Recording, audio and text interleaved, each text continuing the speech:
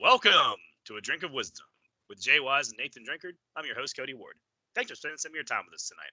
As a reminder to all the listeners, besides being on all your favorite podcast platforms, A Drink of Wisdom is also on YouTube, with each show segment available.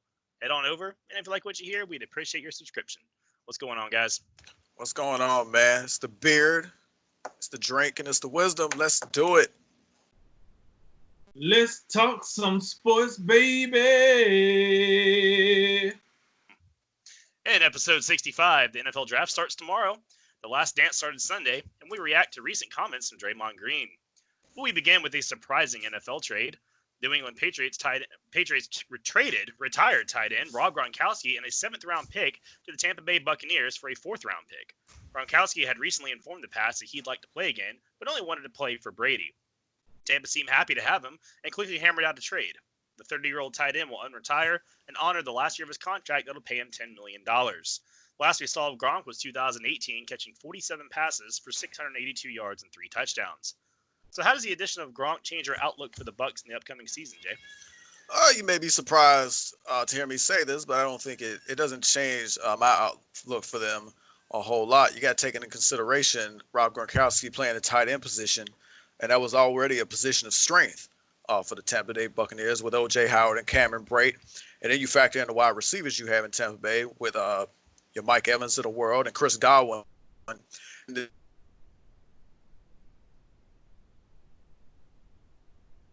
just losing the drink? I think we did. I like it. Well, off to a great start. You want to go instead? Oh, yeah. So, unlike Jay, I do think that this whole deal, I think Gronk going to them will make an impact, and this is why I think so. Listen, this is what I do know. Gronk, Brady, they come from a foundation, a steady foundation. They'll be able to take that leadership that they learned from the foundation, bring it over to Tampa Bay, a fairly young team, and build upon the foundation that they already learned in New England. I think Tom Brady now, he has an opportunity to slide into the Bill Belichick kind of era of that foundation. And then Gronk has a chance to slide into the Tom Brady area of that foundation. So now, where these young players haven't really been in a system that really know how to win, a stability system, now you get 2 great leaders that will build upon the leadership, the mentorship, however you want to look at it for these young players. Now, my second thing is this. I agree with Jay. I'm going to hit what Jay was saying before he cut out. But listen, Tom Brady get his security blanket. And everybody know when you got a veteran, older quarterback, one of the things that really matters is having that go-to guy when all the chips are on the table, a guy that you trust, a guy that you could just throw the ball to pretty much, and he's going to come down with it. That is Gronk for Tom Brady. They've done it on the big stage so many times. So that's what I'm looking at. Also, Gronk is probably a top 3 tight end of all time, right? So now you're getting a certified blocking tight end that's going to help with that lackluster run game that Tampa Bay had beforehand. And you get a tight end that could come in and show the O.J. Howards and the Cameron Brates, mentor them a little bit and show how to play winning football. Because, yes, I do know that Cameron Brate isn't what you would consider a young player, but he darn sure don't know how to win. So it is some things Gronk can teach him as a tight end on playing winning football. And not to overlook this, New England also got something out the deal. One, Gronk came back. They knew they couldn't pay him, so they was able to trade him away immediately. And they got a 4th-round pick, a much-needed 4th-round pick to plug in some of those holes that they're going to have on the defense side of the ball. So they get a win out of this whole ordeal too. So I like to see that. But one of the things that concern me about Gronk coming is his injury history. Hopefully, if he can stay healthy, not get hurt. Listen, the guy he's one of the best tight ends in the game. I know he hasn't played in a little while, but when he get his feet up underneath him, he is a certified number 1 tight end. Now you put him in with O.J. Howard, which you got in the 1st round. You got Cameron Brate, undrafted tight end out of Harvard. now you really got something cooking here.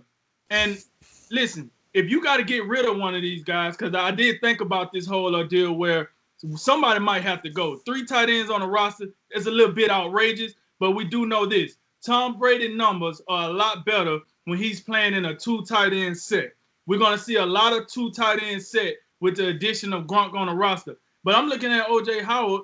He's most likely going to be the odd man out simply because he's the guy that you can possibly get a second-round pick back. You spent the first-round pick to get him. If you can get a second-round pick for him, you're doing good. He's a young stud, and I do think at some point he can make somebody's team better. But like Jay said, let's be real here. The 2 obvious holes that this team has is not getting filled by Gronk. That offensive line, it's still got some work to do. That secondary is a major problem. So with all the hoopla around Gronk coming to Tampa Bay, yeah, I got it. It's good and everything. But until you show me something else on that offensive line, until you show me something else in that secondary, listen, I'm sorry, folks, but you kind of still in the same place you was before Gronk got there. So let's slow it down with that Cleveland Brown hype that we threw on the Cleveland Browns last year because they got Odell Beckham, and Odell Beckham didn't solve not one problem that they had because they already had good receivers. So we're going to slow down with that. And listen, man, I'm glad to see Gronk coming back to the NFL. And I do think it's good things. But until I see something with that offensive line and that secondary, that's where I'm at with it. Yeah, back to that point, the point I was making, the Bucs are already strong at tight end. They're already strong at receiver. There's plenty of weapons that the Buccaneers have at their disposal for Tom Brady to throw the football to. But it's not going to mean a whole lot if you can't protect Tom Brady. So they still got to figure out strengthen the offensive line, particularly the offensive tackles. But I'm going to tell you what makes this very interesting, and you already alluded to it. One of those players might have to pack his bags and get traded out of there. And I think it will be O.J. Howard because with his youth, he would have the most value. And with that being said, I think the Washington Redskins would make a lot of sense here because they got a guy up there in Trent Williams who we've known for, I don't know, it feels almost like a year now that Trent Williams has no interest playing for the Redskins. And they have a need at tight end now with Jordan Reed. I don't know what he's doing, but you talk about Brandon Cooks being a walking concussion. You can slide Jordan Reed right up there too.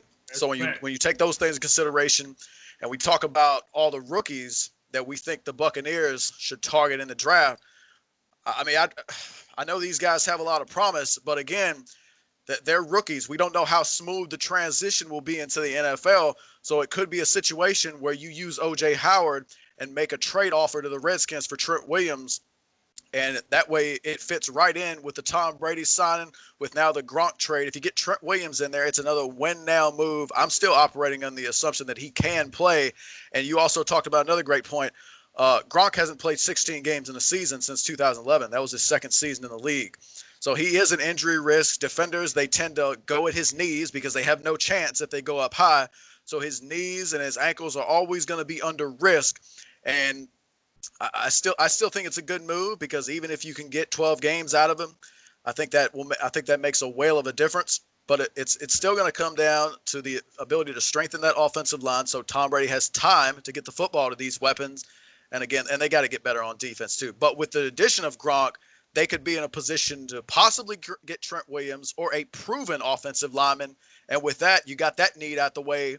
You can be a little more flexible with that first round pick now. Maybe you go backfield or maybe you look at the defense.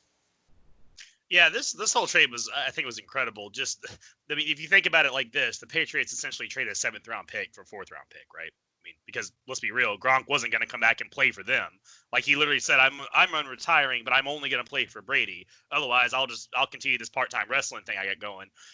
So that contract had like no value or it had no downside to them holding it. And then he just, by sheer luck, I guess, he comes back and says, hey, I want to play football again. And they can ship him off, a player they had nothing to do with, and they get a 4th round pick for essentially a 7th. It's wild. So if anyone's wondering, the Patriot way is fine. If anyone's wondering, the post-Brady era is off to a good start. But, one question I do have about this whole thing, I kind of brought this up when we first saw Brady go to Tampa, as I'm wondering how much Tampa Bay knew about this beforehand, right?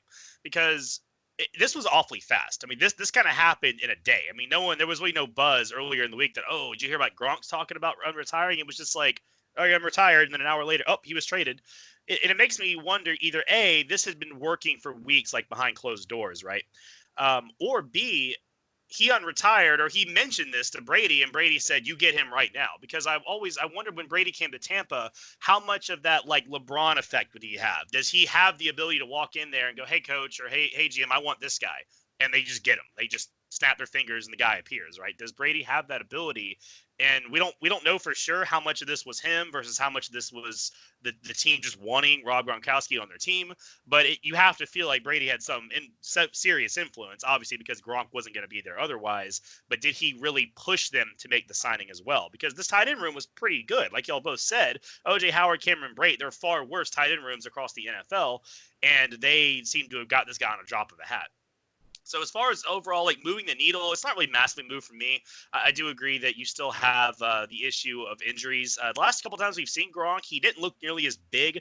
He doesn't. I'm not sure how much of a football shape he's really in. If we're going to get that kind of physically just freak Rob Gronkowski that we saw in his heyday, or if we're going to get some kind of different version of him. He's still as tall and as long as he was, but does he have like the bulk to take the beating he was used to taking? Because remember, there's a reason he retired at 29 or whatever it was.